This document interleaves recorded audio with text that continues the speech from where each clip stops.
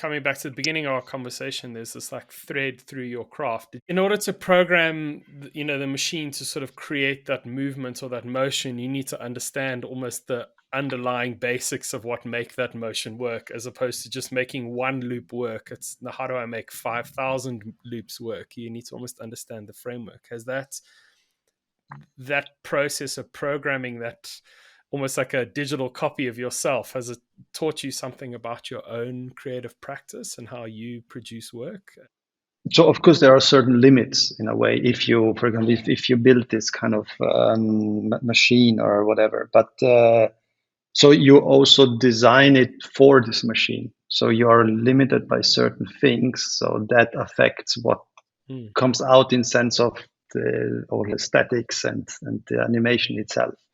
And that, of course, involves. So you start also thinking of, I have to animate this in a way that I can, exchange these shapes from a cube to a sphere to a cylinder or whatever you put in there.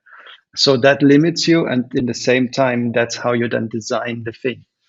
And at the same, but at the same time, I think also now with AI, we're starting to understand a bit how you could maybe use something like this, a tool like that. You notice it's a new way of working. So it's a new, it's quite a shift. I think it's nearly like more like directing something you have in your mind. So I think we are in kind of a shift of workflow in a way, or how we work,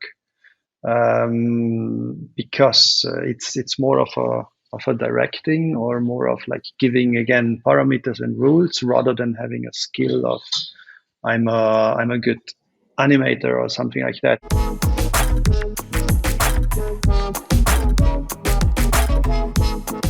When it started, it was very, very exciting, because it was there was no way before to monetize anything of this kind of creations.